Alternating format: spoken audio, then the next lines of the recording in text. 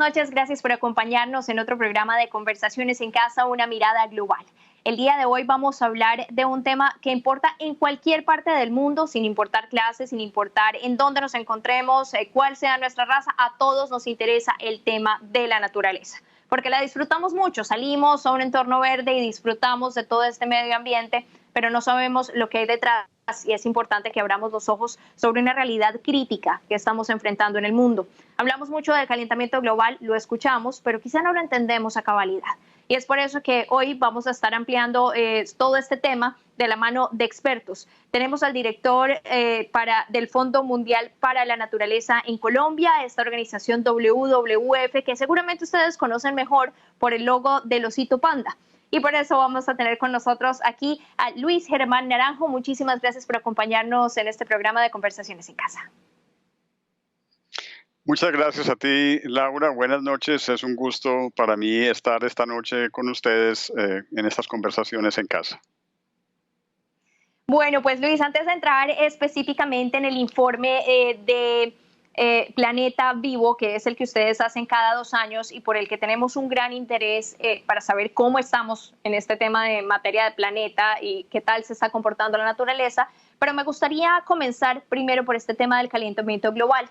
Hay personas que creen que el humano nada tiene que ver con el calentamiento global y por eso me gustaría pedirle a usted que nos explique un poco en dónde está la mano del ser humano y precisamente en dónde es que estamos fallando y qué competencia tenemos en que esto que estamos viviendo se esté registrando. Bueno, Laura, la mano de los seres humanos en estos momentos se nota prácticamente en todo en la naturaleza. Primero tenemos que empezar por aceptar de una vez por todas y entender que los seres humanos no estamos separados del resto de la naturaleza. Nosotros somos naturaleza tanto como cualquier otra especie animal, como cualquier otro ser vivo. Y en ese sentido, así como cualquier ser vivo, al relacionarse con los demás seres que viven en su entorno y por lo tanto producen distintos tipos de consecuencias en su ambiente, los seres humanos lo hacemos con mucha mayor intensidad y mucha mayor fuerza. Tenemos que pensar que la población humana ha crecido de una manera exponencial desde hace muchísimo tiempo.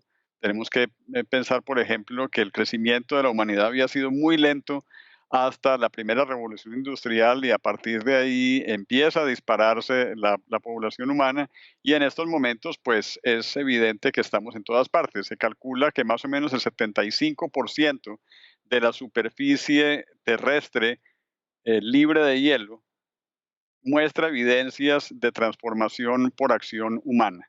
Y dentro de estas acciones hay acciones que no solamente transforman la superficie del planeta, sino que transforman la atmósfera.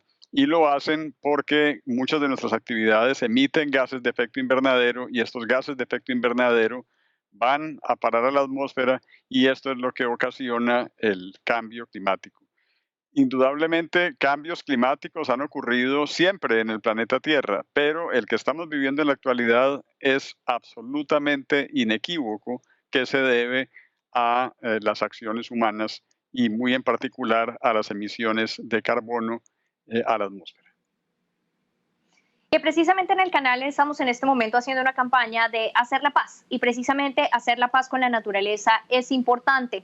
Se habla en este informe de Planeta Vivo de una cifra realmente alarmante. El 68% de las especies de aves, mamíferos, reptiles y anfibios han desaparecido en América Latina entre 1970 y 2016. Ahí queda un poco esa reflexión para que ustedes la tengan a la mano y una vez más se pregunten si realmente el ser humano no tiene absolutamente nada que ver con este tema del calentamiento global y con la responsabilidad de que muchas especies se estén acabando. Y ahí precisamente es cuando hablamos también de un cambio que tenemos que tener en nuestra forma de vida. Se escucha mucho el término de economía verde, de este tipo de cambios que debemos comenzar a asumir, incluso en nuestra alimentación. ¿Cuáles son, por ejemplo, digamos, esas transiciones en las que podemos ayudar en el tipo de la forma de vivir la vida, del tipo de productos que adquirimos, por ejemplo, el tema de cuando compramos una botella de agua, si es mejor llevarnos la nuestra que tenemos en nuestra casa? ¿Cuáles son, digamos, esos aspectos de economía que hace parte de nuestro día a día y que podemos ir cambiando. Laura, primero yo quisiera hacer una aclaración. El informe Planeta Vivo plantea distintos tipos de resultados que realmente son alarmantes en esta versión, en esta edición. El primero es al que tú acabas de hacer alusión y se refiere a la disminución de las poblaciones de 20.000, más de 20.000 especies de animales vertebrados. Pero aparte de esa disminución, que a escala global alcanza un promedio de 68% de declinación, pero para América Latina alcanza el 94%. Aparte de esa declinación de estos animales vertebrados, repito, el informe plantea la disminución de otras cosas. Las plantas también están sufriendo, estamos viendo una extinción acelerada de especies de plantas, se calcula que se extinguen al doble de la velocidad de los animales vertebrados. Están disminuyendo poblaciones de insectos y sobre todo insectos polinizadores, lo cual es muy preocupante, y está disminuyendo la biodiversidad del suelo. Ahora, ¿cómo enfrentar estas declinaciones? Realmente no hay una fórmula mágica en el sentido de decir que adoptamos una medida y con esta medida el problema se soluciona. Realmente el informe nos plantea una propuesta mucho más audaz. No bastan las medidas de conservación solamente. Son supremamente importantes, tenemos que intensificarlas, tenemos que hacerlas mejor, pero ellas solas no bastan. En segundo lugar, tenemos que pensar que la producción, los sistemas de producción y en particular la producción de alimentos debe hacerse de una manera más eficiente, con menos desperdicios y sin minar la base de recursos. En tercer lugar, tenemos que pensar que el consumo que hacemos los seres humanos de distintos productos tiene que hacerse de una manera diferente. Tenemos que ser mucho más juiciosos en la forma como consumimos, usar solamente lo que necesitamos y sobre todo no desperdiciar. Y de nuevo, entender que ninguna de estas medidas sola funciona. Realmente lo que se propone es un portafolio de acciones integradas que combina conservación, producción y consumo juicioso y regulado. Y en ese sentido, todos los ciudadanos, cada uno de nosotros tiene un papel que jugar porque todos consumimos, todos utilizamos recursos y todos podemos pensar en cómo aportamos. Y como este precisamente es un tema que es de interés de toda nuestra población, estuvimos hablando con nuestros oyentes, nuestros televidentes, perdón, les pedimos que nos mandaran sus preguntas en video, que hicieran parte de este programa y también participaran haciendo, digamos, poniendo sobre la mesa todas esas dudas que hay en el ciudadano del común y cómo pueden aportar a que la naturaleza esté un poco mejor. Esta fue una de las preguntas que nos enviaron. Hola, mi nombre es Iván García y tengo dos preguntas. ¿Por qué ocurre este fenómeno que estamos viendo en las redes de toda esta oleada de calor que está pasando en Estados Unidos, como en California, en Oregon, en estos estados, donde el cielo se está tiñendo de un rojo apocalíptico? ¿Esto se debe a qué? Y ¿cómo debemos prepararnos o qué debe esperar como el mundo frente a estos fenómenos que se están dando climáticos tan fuertes y cada vez más densos? Iván, el fenómeno del color del cielo y el fenómeno de las olas de calor, pues yo pienso que primero hay que pensar que en estos momentos en el hemisferio norte, en Estados Unidos, estamos al final de la temporada de verano y estamos en una época en la cual las alteraciones climáticas se hacen evidentes. Entonces, sencillamente se trata de un fenómeno natural en el sentido de que es la época del año en la que aumentan las temperaturas y el desorden que vemos es básicamente como el desorden que vemos en cualquier otro lugar del planeta. Estamos viendo extremos climáticos tanto en los inviernos como en los veranos y este es un ejemplo de ello. ¿Y cómo debemos prepararnos? Una vez más, tenemos que ser supremamente conscientes de que el planeta en el que vivimos ha sufrido enormes cambios y va a sufrir muchos cambios más en los próximos años. Estamos en una etapa acelerada de cambios y tenemos que pensar en cambiar drásticamente nuestra forma de vida, ser muy juiciosos en el uso del agua, ser supremamente precavidos en la forma como utilizamos los recursos, no desperdiciar, consumir menos y ser supremamente exigentes en cuanto a la forma como dejamos huella sobre el planeta, tratar de dejar el mínimo de huella posible. Y precisamente otro de los puntos que se tocaba en medio de este reporte de Planeta Vivo era que digamos, nuestra salud se puede ver afectada por el estado en el que se encuentra la naturaleza. Me llamó mucho esto la atención porque es que definitivamente cuando comenzamos a mirarlo desde una perspectiva en la que nos puede afectar directamente a nosotros, ahí nos puede interesar un poco menos. Entonces estoy tratando de encontrar ese link para que las personas puedan realmente entender lo importante que es cuidar la naturaleza, que es más allá de un tema visual, sino realmente lo esencial que es para que el ser humano pueda seguir avanzando. Por supuesto que sí, Laura, y yo pensaría que en un escenario tan sobrecogedor y tan sombrío como el que hemos estado presenciando desde comienzos del año por cuenta de la pandemia, uno esperaría que la humanidad haya leído entre líneas y haya captado el mensaje. Como tú dices, la conservación de la naturaleza no es simplemente salvar la vida de animales bonitos o de seres carismáticos o no es solamente un asunto sentimental. Por supuesto que lo es y esos valores inmateriales de la naturaleza son muy importantes, pero es mucho más importante entender, como dije al principio, los seres humanos somos parte de la naturaleza, somos naturaleza también y por lo tanto nuestra salud y nuestro bienestar dependen del estado de los ecosistemas, dependen del estado de la biodiversidad. Entonces es una responsabilidad planetaria, es una responsabilidad social y es una responsabilidad personal el actuar en consecuencia y tratar de ser todos amigables con el resto de la naturaleza.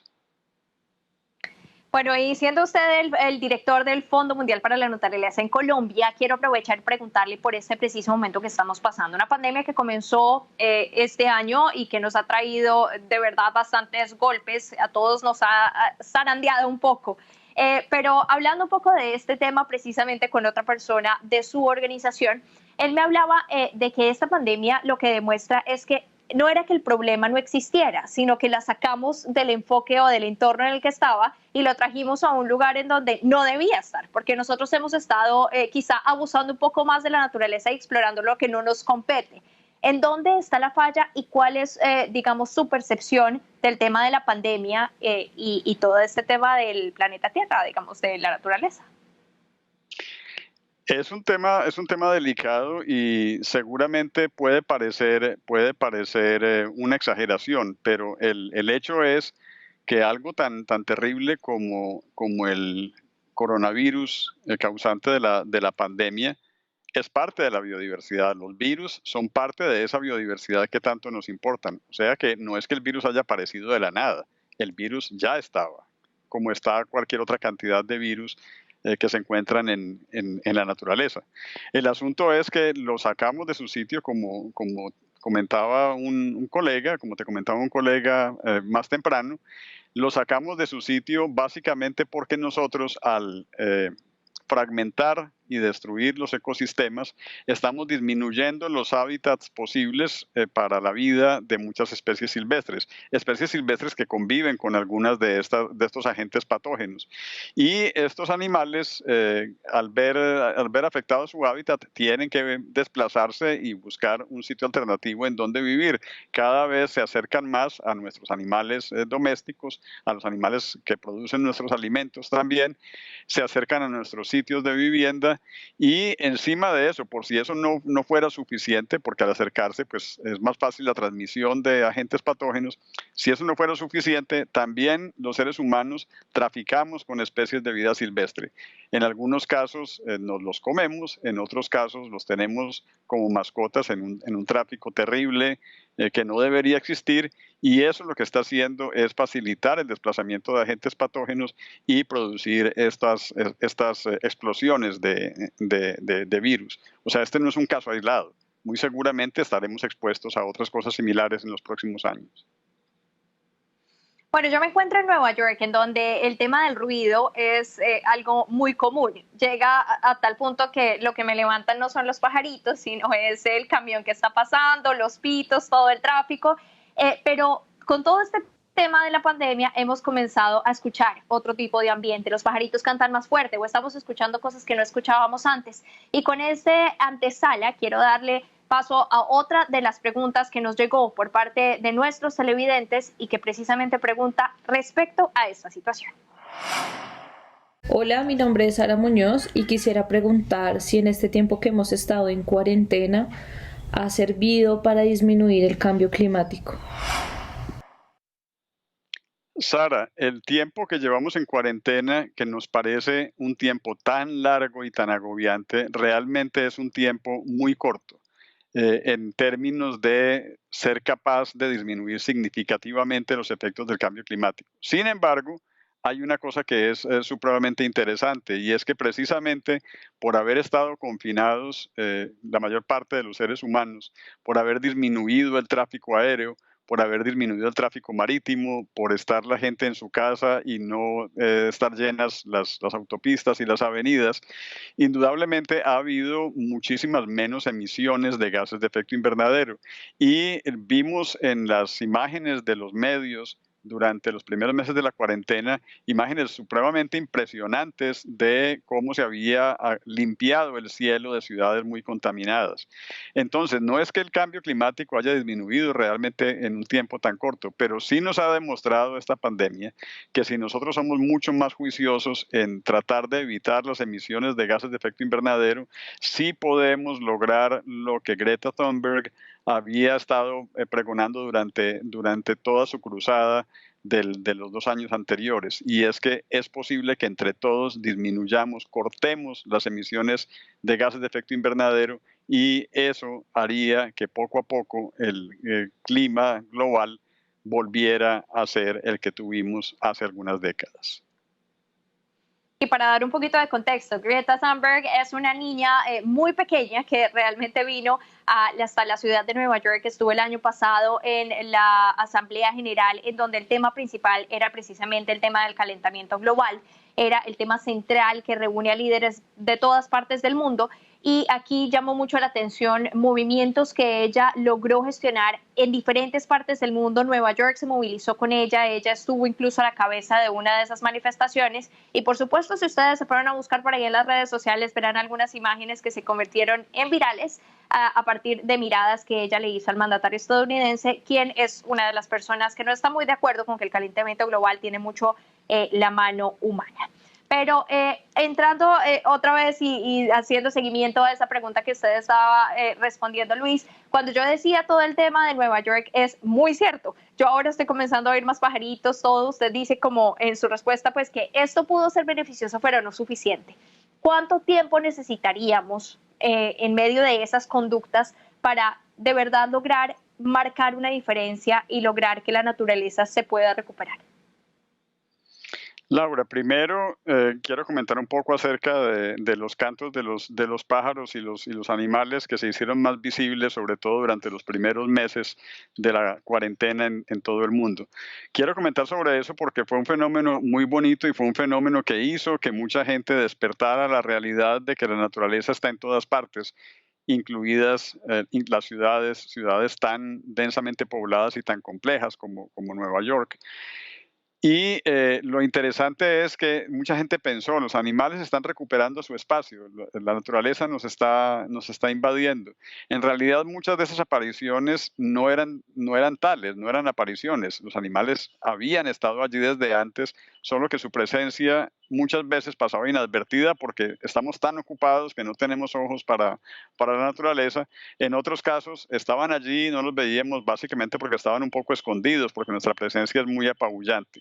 Pero comento esto básicamente por una cosa, porque el hecho de que hubieran estado más presentes los animales es un caso parecido al que le contestaba yo a Sara hace un momento.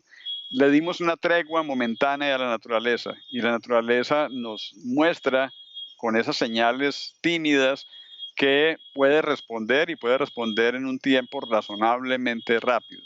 Ahora, ¿cuánto tiempo será necesario?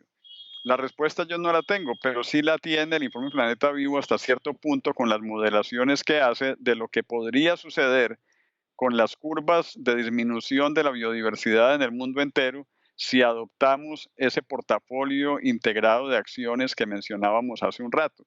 Si nosotros intensificamos la conservación, si producimos de una manera más limpia y si consumimos de una manera más razonable y más regulada, se calcula que para el año 2030, o sea, en solo 10 años, las curvas de las poblaciones que son monitoreadas en el informe Planeta Vivo mostrarían signos de recuperación y para el 2050, o sea, solamente en 30 años, empezaríamos a ver una tendencia positiva hacia la recuperación de muchas de estas poblaciones. O sea que no llegaríamos a tener lo que tuvimos en 1970 de aquí a finales de siglo. Muy seguramente no lo tendríamos, pero sí tendríamos algo mucho mejor de lo que tenemos hoy, algo mucho mejor de lo que tuvimos hace unos pocos años. Entonces, es posible lograrlo, solo que necesita compromiso de todo el mundo y dedicación.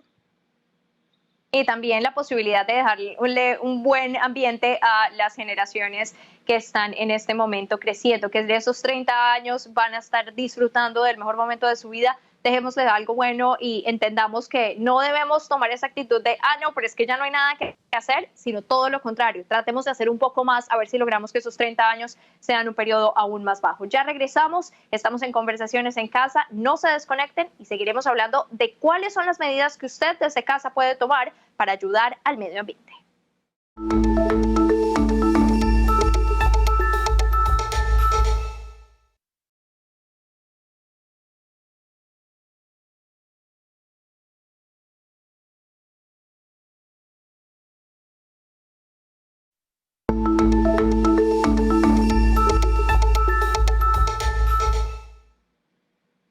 Gracias por seguir conectados con nosotros aquí en Conversaciones en Casa, una mirada global. Hemos estado hablando del tema de naturaleza, de la importancia de que hagamos la paz con el planeta, ese planeta vivo que nos encanta ver, pero que poco cuidamos y que acá la idea es que aprendamos qué es lo que debemos hacer. Por eso quiero comenzar este segmento dándole paso a uno de nuestros televidentes que decidió enviarle una pregunta al director del Fondo Mundial para la Naturaleza en Colombia. Mi nombre es Andrés Valencia y quiero preguntar qué puedo hacer como individuo desde mi cotidianidad en un entorno urbano rural, qué puedo hacer por el medio ambiente. Bueno, Andrés, todos tenemos un papel que jugar en esta lucha de tratar de tener un mejor ambiente en el futuro. Voy a mencionar algunos ejemplos sencillos. Primero que todo, una cosa que nosotros podemos tratar de hacer es disminuir la huella de carbono de nuestras actividades. ¿Cómo se hace eso? Tratando de emitir la menor cantidad posible de gases de efecto invernadero que se producen, por ejemplo, con los vehículos en los que nos transportamos. Tratar de viajar cuando tenemos que hacerlo.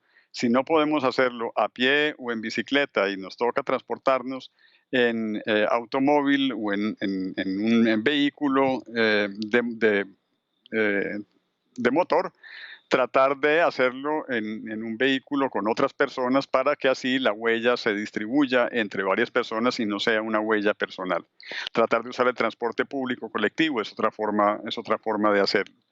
Otra cosa que nosotros podemos hacer es tratar de consumir de una manera mucho más consciente. Cada que vamos a comprar algún producto debemos preguntarnos si realmente necesitamos comprarlo o no. Y otra cosa que es importante es tratar de entender de dónde viene ese producto. En la medida en que utilicemos productos que dejan menor huella también, lo cual sucede, por ejemplo, cuando consumimos productos locales, tratar de consumir alimentos producidos lo más cerca posible del lugar donde nosotros habitemos, es una forma de reducir la huella de carbono de los alimentos que consumimos. Tratar también de desperdiciar al mínimo posible la comida. Es mucha la comida que se pierde desde la fuente de producción hasta el plato e incluso después del plato es mucha la comida que se pierde porque no la comemos toda y la tiramos después. Una tercera cosa que cualquiera puede hacer es tratar de contribuir a la producción de sus propios alimentos. no solamente es una práctica sana y divertida, sino que aparte de eso contribuye de múltiples formas a una vida más sana. Tener un huerto en la casa es una forma de contribuir también con la salud de nuestra familia y con la salud del planeta. Y por último, yo quisiera mencionar una cosa que está al alcance de todos en países democráticos. Es supremamente importante que seamos conscientes a la hora de tomar una decisión cuando vamos a votar en época de elecciones. Tenemos que ser muy conscientes que los políticos que nos van a dirigir, que van a tomar las riendas de la región o del país en donde nosotros vivamos, tienen que tener una agenda ambiental y esa agenda ambiental tiene que ser una agenda que realmente responda a los retos que plantea la conservación de la biodiversidad. Con medidas como estas, todos podemos contribuir a tener un planeta vivo mucho más sano para el futuro. Bueno, un llamado para que hagamos parte de nuestra democracia, que dejemos de pensar que solamente es un derecho y tomarlo de una forma tranquila es también una responsabilidad como ciudadanos de los países a los que pertenecemos. Y también haciendo un poco más de seguimiento a esa pregunta, quiero entrar sobre el tema de los desperdicios. 2/3 de los desechos de la comida, digamos que en el planeta, queda como desecho. Este tema de la alimentación es realmente un problema que además afecta al planeta de manera directa, ¿no? Por supuesto, y no solamente los desperdicios, la producción de alimentos para los seres humanos y para nuestros animales de granja y animales domésticos es quizás el principal factor actual de pérdida de biodiversidad. Lo es desde la producción misma por uso ineficiente del suelo, uso ineficiente de la tierra, lo es por la utilización de una gran cantidad de agroquímicos en la producción que contaminan y que afectan poblaciones de vida silvestre, lo es porque estamos alterando los hábitats de muchos animales y muchas plantas. Estamos disminuyendo la heterogeneidad de los ecosistemas, haciéndolos cada vez más homogéneos, más simples y disminuyendo las posibilidades de una biodiversidad más rica. Y como lo acabaste de decir, lo es también porque aparte de emitir una gran cantidad de gases de efecto invernadero a la atmósfera y utilizar una gran cantidad de agua potable que podría ser utilizada, por ejemplo, para los humanos, además de todo eso, es una producción altamente ineficiente que da como resultado una gran cantidad de desperdicios. No toda la comida que se produce llega al mercado, no toda la comida que llega al mercado llega al consumidor y no toda la comida que llega al consumidor es finalmente ingerida. Hay una gran cantidad de desperdicios en toda la cadena de alimentos y esto es un factor ambientalmente adverso supremamente grave. Aquí hay una iniciativa bastante interesante en Nueva York. Luis, le cuento un poco sobre unas cajas que uno puede comprar con alimentos que no son muy bonitos. Entonces, normalmente cuando uno va al supermercado, uno compra la zanahoria que está, digamos, con la forma triangular pues más bonita, que tiene el color más bonito, pero acá en Nueva York, o más bien en Estados Unidos, tienen esta iniciativa en donde si usted compra una caja de los vegetales que no son tan bonitos, ahorra dinero. Así que podemos comenzar por hacer eso. No compremos solamente los bonitos, sino comencemos también a marcar una diferencia por ese lado. Yo sé que usted se encuentra en Colombia y usted está liderando esta organización en ese país, pero hay algo que me pasó esta semana y me frustró a mí personalmente y me creó la pregunta de uno a quién puede llegar a pedirles que tomen alguna medida. Porque, por ejemplo, acá en Nueva York realmente aprendí el tema del reciclaje. Me tocó aprenderlo a las malas porque comenzó a afectarme el bolsillo. Si no reciclaba me ponían una multa. Pero cuando comencé a ir a los parques, me doy cuenta que hay 3 canecas que también pasan en diferentes lugares en Colombia, en donde hay una que es precisamente para los cartones, otra para otro tipo de desechos y otra que es para, digamos, los plásticos y vidrios. Me llamó mucho la atención que pasaba por Central Park cuando precisamente una persona estaba recolectando la basura y lo que hizo fue poner lo que había en las 3 canecas, lo puso en la misma. Me quedó la pregunta, ¿para qué reciclamos? ¿O a quién le decimos que esto está pasando? Porque si nosotros nos tomamos el tiempo, pero algo más está pasando, ¿qué se hace? Bueno, un problema grande que atraviesa todo lo que estamos hablando es un problema de educación y de educación a todos los niveles, desde la educación en el hogar, en los hogares. Mucha de nuestra conducta con la naturaleza se origina en la forma como fuimos criados, como fuimos levantados. Mucho de eso también se aprende en los primeros años escolares y a lo largo de toda nuestra vida vamos aprendiendo. Entonces, pues situaciones como la que describes puede presentarse una y otra vez porque siempre estamos aprendiendo y pues a veces suceden tristemente estas cosas. ¿A quién podemos acudir? Realmente hay muchas personas a quienes acudir y muchas organizaciones. Están por una parte los entes de control del Estado. En todas partes existen autoridades ambientales de distintos niveles. Son distintas de un país a otro, de una región a otra, pero toda región, todo municipio, todo país tiene algún tipo de autoridad ambiental que no solamente tiene competencia sobre estos temas, sino que tiene la obligación de proveer información y colaborar.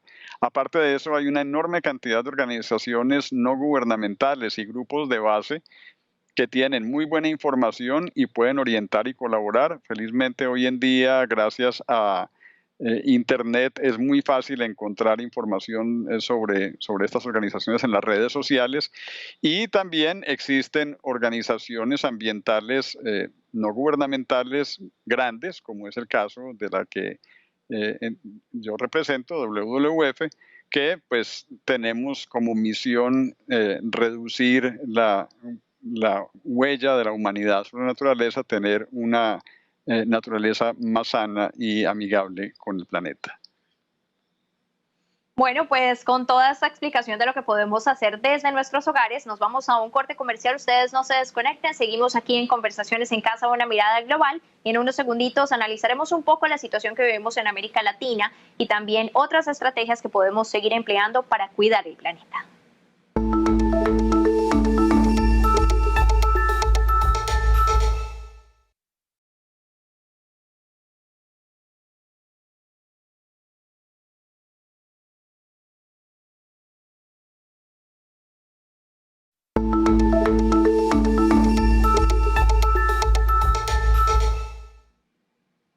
Gracias por seguir conectados con nosotros en Conversaciones en Casa, una mirada global. Y estando en esta conversación con el director de conservación del Fondo Mundial para la Naturaleza, precisamente vamos a hablar sobre toda la situación que vive Colombia.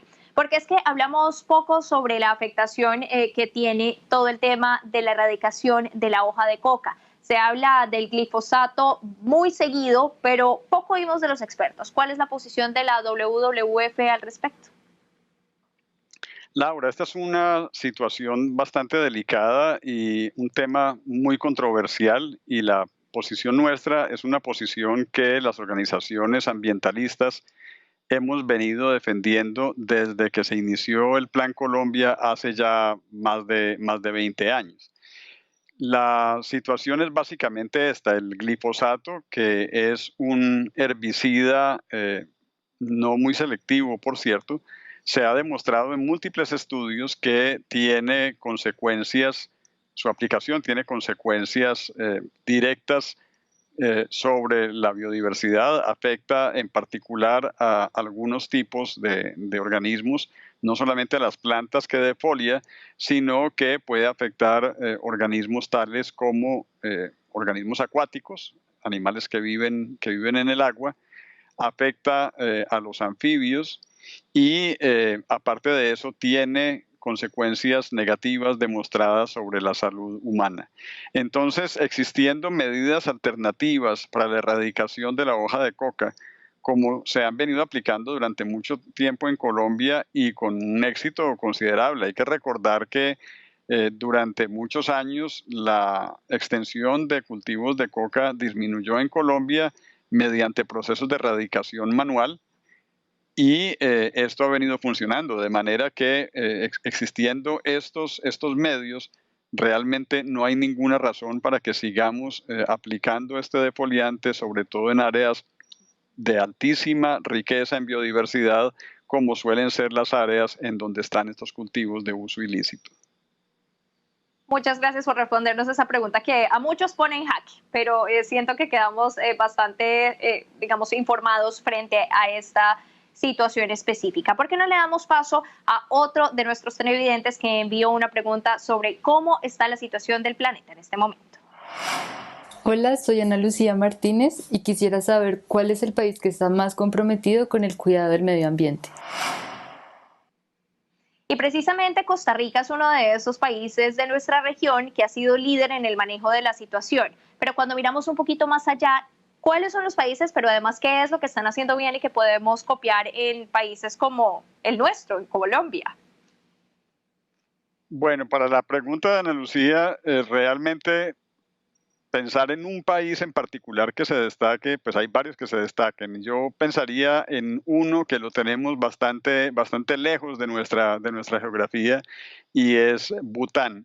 Bután tiene una posición frente al cuidado de la naturaleza que es raya prácticamente casi que en lo religioso, es una cuestión espiritual básicamente el cuidado de la naturaleza y tiene índices de calidad de vida supremamente altos también. De manera que países como Bután podrían enseñarnos muchas cosas, pero culturalmente están muy distantes a nuestra idiosincrasia latinoamericana.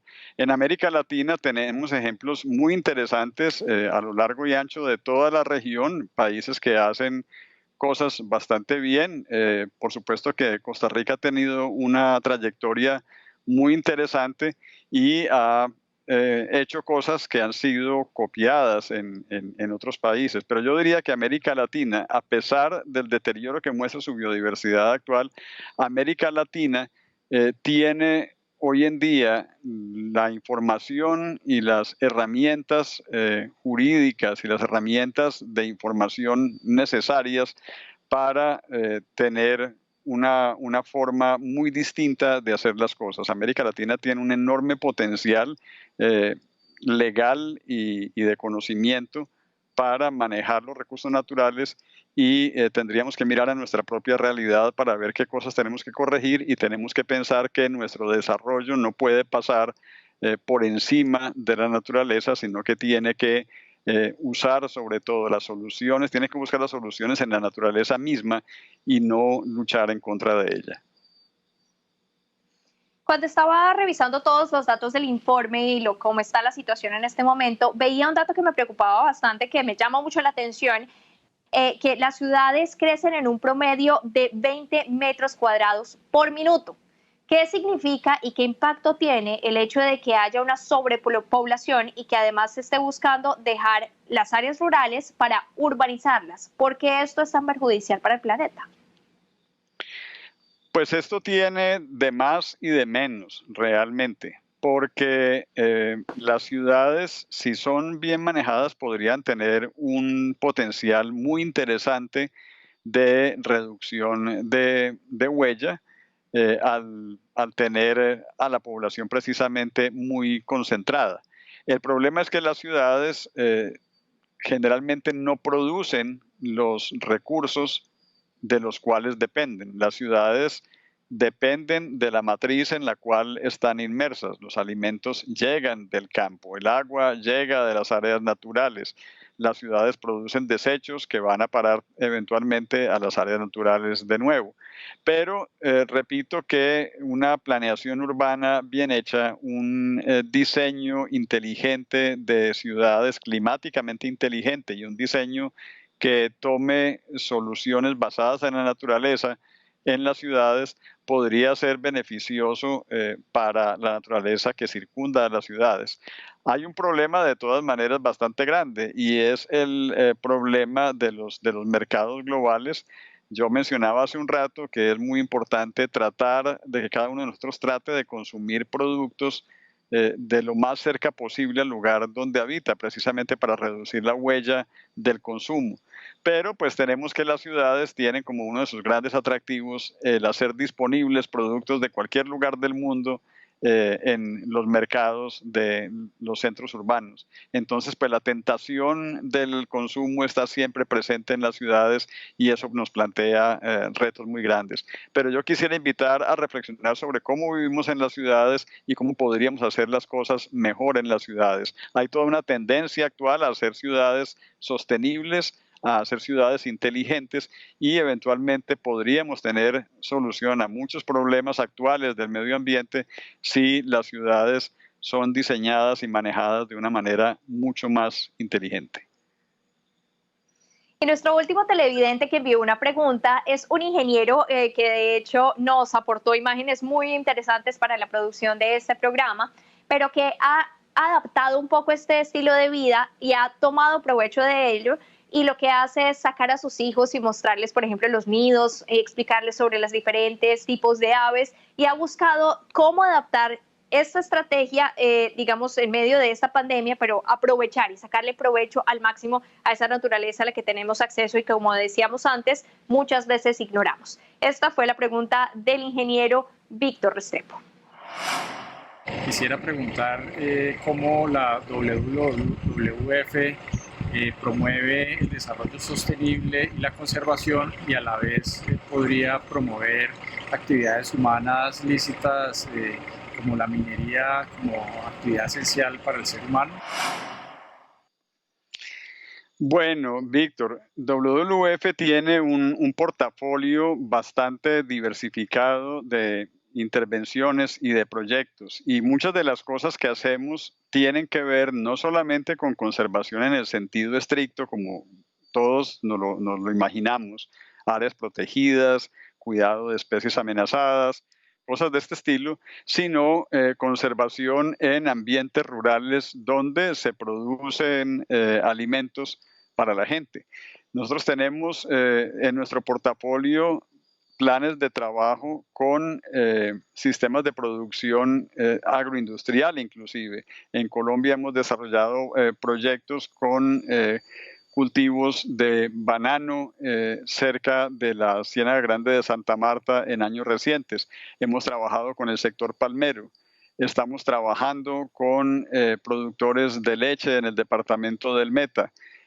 Tuvimos un proyecto muy interesante de minería en el departamento del Chocó, pues en el Pacífico en general, pero sobre todo en el departamento del Chocó, tratando de buscar soluciones a la minería ilegal y tratando de ver cómo favorecer la minería artesanal, cómo favorecer a este tipo de minería que hacen los lugareños sobre la minería industrial para tratar de tener una minería de bajo impacto. Los seres humanos necesitamos una gran cantidad de recursos y de productos, pero parte del juicio en el uso de estos recursos que he insistido yo en él a lo largo de este programa está precisamente en la forma como se hace la producción. Y por eso, si queremos conservar la biodiversidad, una organización como la nuestra tiene necesariamente que trabajar con los sectores productivos, trabajar de la mano con ellos, porque en ellos está también la solución a muchos de los problemas que sufre actualmente el medio ambiente. Luis, y gracias por el trabajo que ustedes desde WWF están haciendo, porque sin duda el hecho de que ese logo del osito panda sea reconocido va más allá de la ternura del logo como tal, sino del trabajo que ustedes están haciendo por el medio ambiente, así que gracias por eso. Pero ya que estamos hablando de ese trabajo, me gustaría preguntar qué tanto están haciendo las organizaciones internacionales para lograr que efectivamente avancemos en el tema del cambio climático. A veces queda un poco la sensación de que lo que sucedió el año pasado en la Asamblea General de la Organización de las Naciones Unidas no pasó de algunas reuniones y se quedó todo escrito en papel. ¿En dónde está la inversión? ¿En dónde están las obras? ¿En dónde está el monitoreo a los compromisos adquiridos por parte de los países? Bueno, este es otro problema bien complejo y es tan complejo que está llamando a una solución drástica que estamos proponiendo nosotros desde WWF.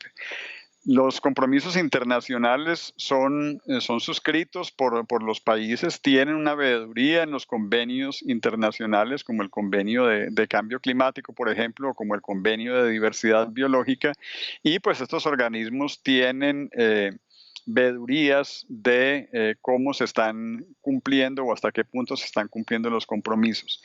La reluctancia de los gobiernos a suscribir nuevos acuerdos pues obedece a una manera bastante estrecha de concebir el desarrollo y a no ver alternativas en formas distintas, por ejemplo, de producir y de entender el bienestar humano por encima del simple incremento de capital.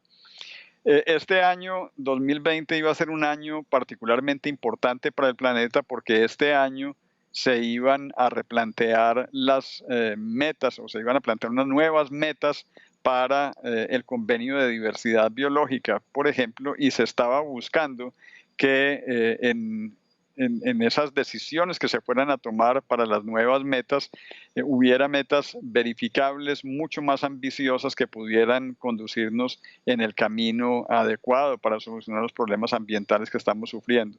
Lamentablemente apareció el COVID-19 y estas decisiones han sido pospuestas. Pero en todo este escenario, lo que yo quiero destacar es que la propuesta que nosotros queríamos poner sobre la mesa y estamos poniendo sobre la mesa, y esto está también en el informe Planeta Vivo, estamos proponiendo un nuevo acuerdo por la naturaleza y las personas. Es una especie de un nuevo pacto social, así quisiera verlo yo, un nuevo pacto social en el cual no solamente los estados del mundo se comprometan a una agenda ambiciosa con metas a término fijo, verificables debidamente y que ataquen los problemas principales que tenemos en estos momentos, sino que sea tomado también. Yo quisiera verlo como algo así como una nueva declaración de los derechos del hombre y la naturaleza. Pensaría yo, sería algo así como un acuerdo que toda la humanidad suscribiera por vivir de una manera distinta. Muchos nos esperanzamos en medio del encierro, en medio de los meses sombríos del encierro de esta pandemia, nos esperanzamos pensando que la humanidad iba a cambiar, iba a salir del encierro cambiada e iba a tener una relación distinta con el resto de los seres vivos. Eso todavía está por verse, pero yo sí quisiera dejar de nuevo el mensaje aquí de que es necesario que nos miremos a nosotros mismos y tratemos de aprender de esta crisis para que en realidad suscribamos ese nuevo acuerdo por la naturaleza y las personas. Luis, ya se nos está acabando el programa, pero quiero aprovechar para que usted le dé un consejo a todos estos padres que están en este momento en sus casas y que están tratando de acercar a sus hijos a la naturaleza. Es sin duda una época en la que es más fácil acercar ese mensaje a los niños, pero ¿cómo hacerles entender que se trata de su futuro? ¿Cómo hacerles entender que desde su niñez ellos pueden también proteger el planeta con pequeñas cosas? ¿Cuál es ese consejo que usted le puede dar a los padres para que comiencen a trabajar en meterle en la cabeza ese chip que a nosotros no nos metieron? Laura, serían muchas las cosas que yo pudiera decir en ese sentido, pero hay algo que me parece fundamental y es que a mí me parece no solamente muy, muy bonito, sino realmente encomiable el que muchos padres estén tomando esa medida que estás mencionando.